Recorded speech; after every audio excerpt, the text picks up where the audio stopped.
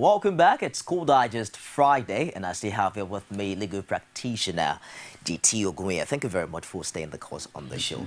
Tuchuku called from Anambra earlier, talking about the role of the Nigerian police in enforcing law and order.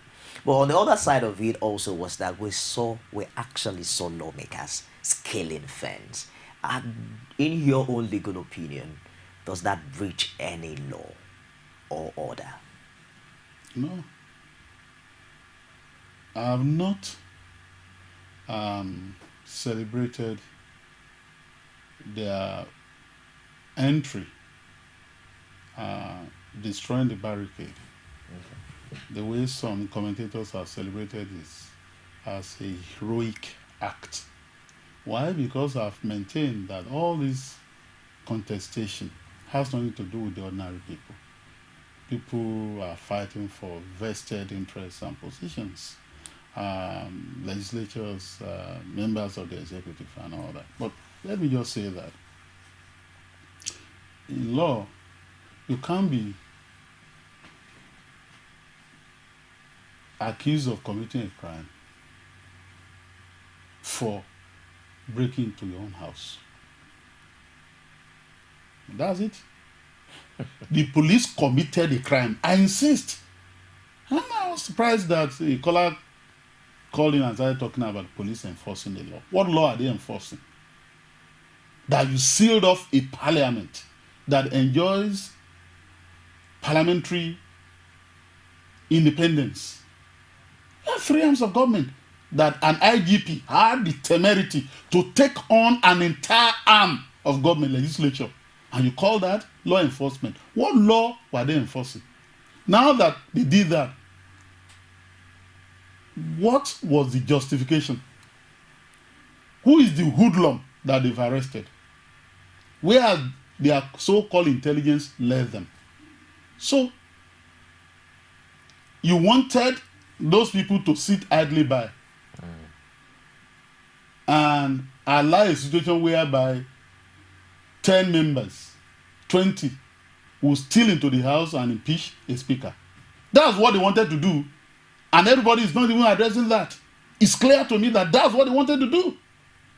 Given all that has happened, given the fact that the executive has already said, we don't recognize you any longer. It's not the IGP that is saying that.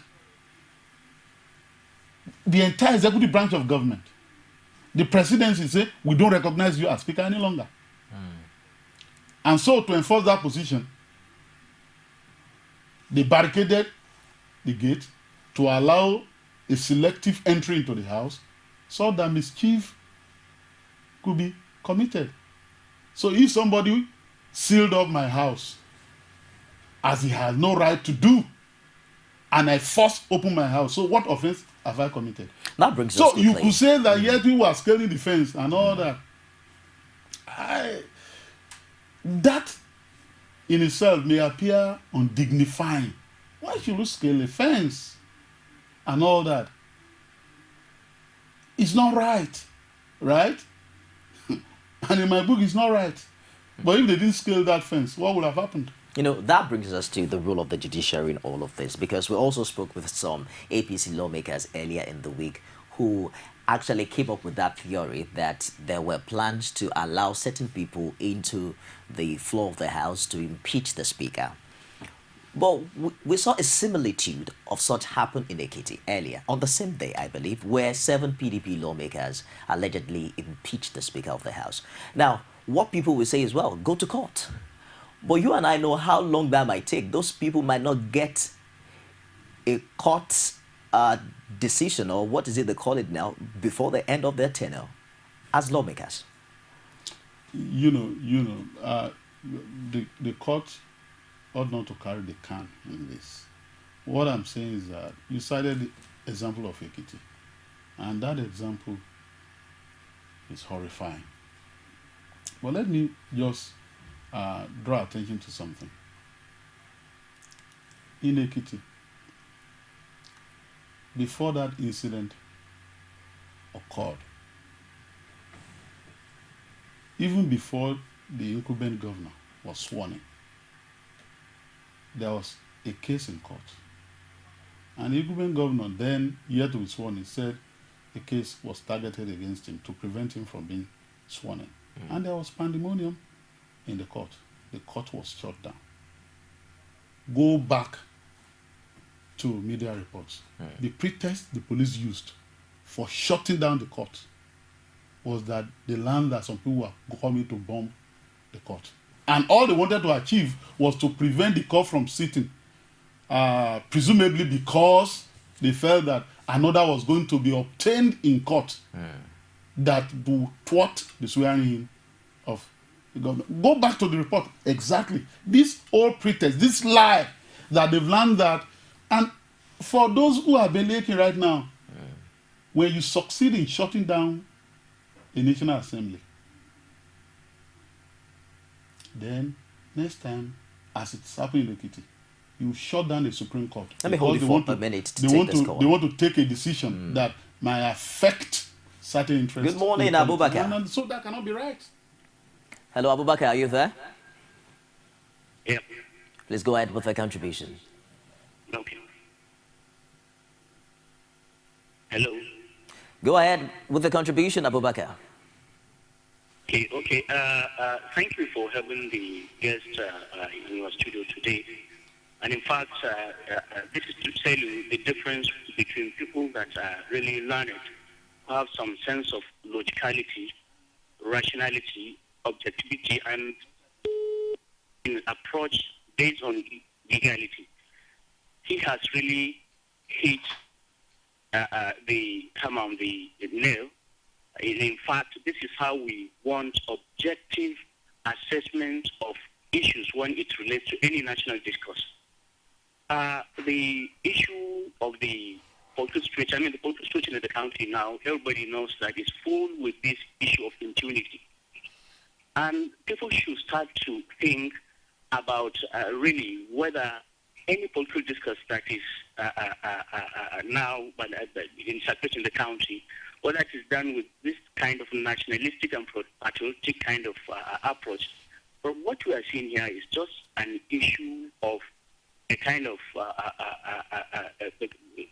confrontation which the national polity has been subjected to. And I think the issue of the National Assembly is very unfortunate, and it has ridiculed our nascent democracy, and it has painted us black in the whole world, and it's a scenario that nobody should be happy with. As a Nigerian, I am terribly, unhappy with the situation. One wouldn't be able to portray himself with dignity that, yes, this is what is happening in the polity in my country. The polity is overheated. People are not after the development and the progress of this country, but they're after their personal ambition. When it comes to crisis, when it comes to conflict, it is myself first before any other consideration. And this is unfortunate. The IG lost and has nothing to lose. If I were him, when the committee gave him that opportunity, he would have just said, well, it's a regrettable situation. The National Assembly is an institution that should not be discredited. We regret our all that we have overzealousness of our boys. Something like that. They have given me a way out. But very unfortunately, he did not make use of that opportunity. This is to tell you the type of situation that we have in the country where a public office holder will be required to serve, the role of, the ambition or the interest of some other at the expense of national interest. So I once again commend your guest. He has hit the decision on the nail, and this is how we want objective assessment of issues. And one would be happy seeing people like him. Please, more grace to your elbow. Thank you for your contribution. Thank you. Yeah, thank you for calling in, Abubakar from Abuja. Let's just quickly find out what the position of the APC is as regards all of this. We met with some APC stakeholders in Osun State yesterday who gave their reaction to the position of the IGP not to acknowledge Tambuwal as the Speaker of the House. IGP did yesterday was treason. When a public servant refuses to recognize the symbol of authority the leading arm of government. Even if you take him by his words, then what ought to be is that the status quo is maintained, in which case the speaker remains the speaker. He is in no way in position to interpret the law. Whether the IG accepts it or not, Tambuwal remains the speaker, and he will be the speaker. He does not need the recognition of anybody else other than the recognition of Nigerians as the speaker. This is a very dangerous Inspector General of Police. If I ask them to start shooting Nigerian people with this IGP, it's a rotten one. But we will remove the rod and preserve the body. Barrister, is cutting off the head the cure for headache at this time? No. Actually, let me just tell you. Given the way an IGP is appointed, given the way police officers are appointed, they can't but do the bidding. We expect too much of them. This IGP was an acting IGP. And I could recall that the day he announced the removal of the security detail of Tambuwal was the day he was confirmed as an IGP. You will be beholden to the powers that be. Section 214, 215 of the Constitution say that the president appoints the IGP and gives him directives. He's the commander-in-chief of the armed forces, including the police. And you know, our police system is not diffused. Where you have, for example, in the United States, I'm going to have to hold you again. Please just hold your... And so on and so forth. Just hold your thought for a while. Let's take this call from Lagos Island. Good morning, Onoge. Good morning, sir. Welcome to Call Digest. I want to make a contribution. Go ahead, please. Thank you. I want to talk to your guest there.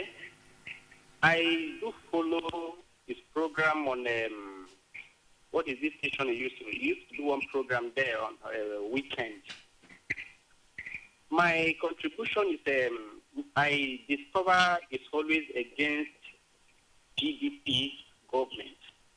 Whatever thing they each time he makes contribution on television and on radio, from them.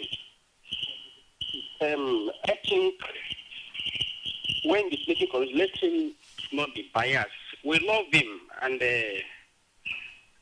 it's not being fair. Two wrongs, they say, cannot make a right. Nobody is in support of what happened at the National Assembly. But is it fair for our lawmakers to be jumping fence? This is an eyesore. International community, they are all watching at us.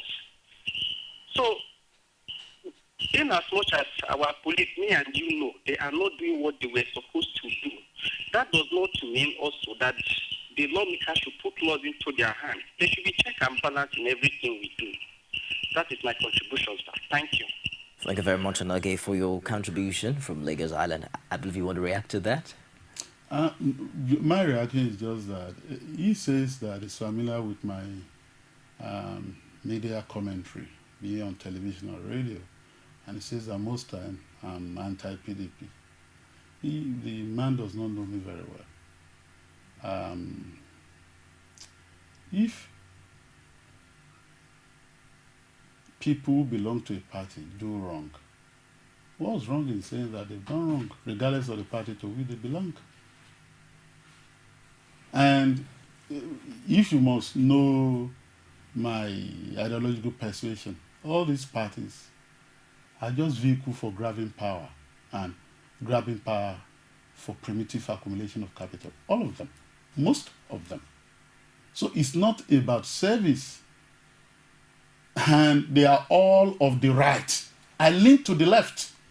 So when you talk about he's always against, it's because the PDP has the largest share of the political benefits that have accrued since 1999, since we returned to civil rule. And so they take, in my own view, a greater part of the blame. But it is not about a political party. It is about what is right and what is wrong. And I thank him for his compliment. We're running up now, but many have asked at this point, what should be the role of the presidency? Because the House will be reconvening on the 3rd of December, I guess. Are we hoping to see another dramatic display? Or just like Mr. President intervened in sports, are we hopeful that Mr. President would intervene this time?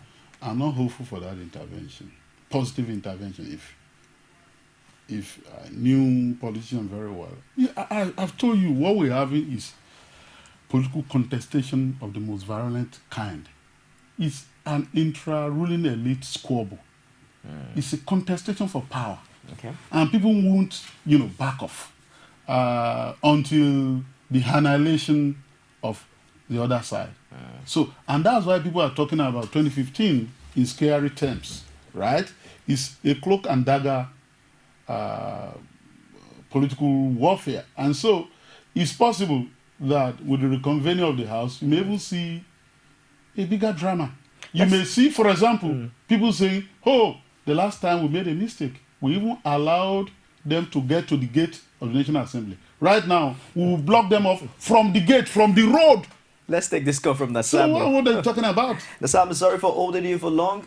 Welcome to Call Digest Friday. Hello? Yeah, go ahead with your contribution. Hello, good morning. Good morning. Yeah, this is Nasa. I'm calling from the Tambuwal. You're welcome. Yeah, my own contribution, this contribution is just about today PDP is in power. We don't know what is going to happen tomorrow. If by 2015 APC came to power, are you telling me the IGP there will now be doing the bidding of the APC? We should have a police officer who will do the bidding by the constitution, not by any other political party. Remember what happened in Ondo the other day when the entire House of Assembly defected to PDP? Nothing happened. The speaker, the security was not withdrawn. But because today the PDP is losing member, the next thing they have to do is use their power to the PD, they'll use the police to frustrate the opposition. It is very unfair. This is Nigeria. The police is for the whole country, not for PDP or APC. God bless Nigeria. Thanks. Thank you, Nasam. I'm calling from Kwara. Let me just quickly have your final comments on all of this, but it sounds as if you are quite pessimistic as regards getting a solution to all of these challenges. No. This is not pessimism. We're dealing with facts here. Look, politicians in this climate do not behave so honorably. Look, and across the board, tell me one politician who is poorer coming out of government than when he went to government. Not one. Not one. From the local government level to the state level to wherever. The days of politicians in the First Republic, legislators, be school principals, who will, during holiday period and all that, go and legislate on a part-time basis. They were still teaching. In my place, there were school principals, educationists, who pioneered education, who were members of the legislature, who never gave up teaching while they were in the legislature. Now, those days were gone. We're talking about the days of mega box politicians now. And so, for me, when you have that kind of thing, the imagery I can use is the imagery of an armed robber. A political robber is not too different from an armed robber. And so, by their characteristics and nature, they're very violent.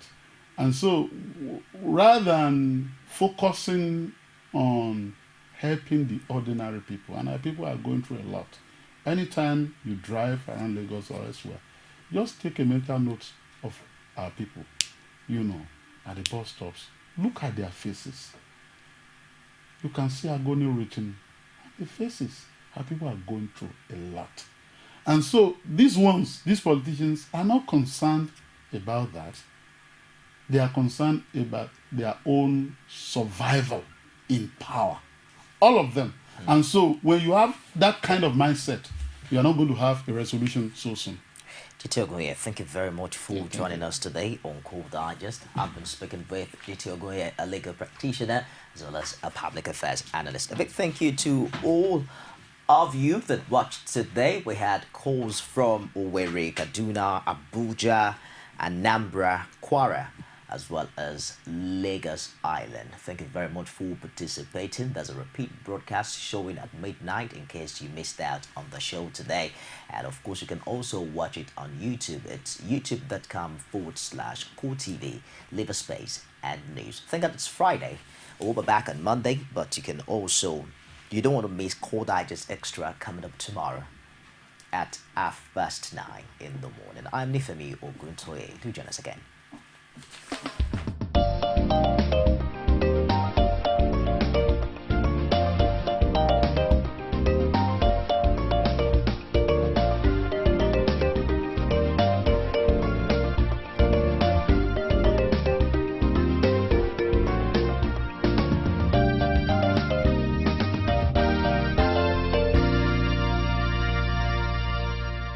Core TV News, expanding your view.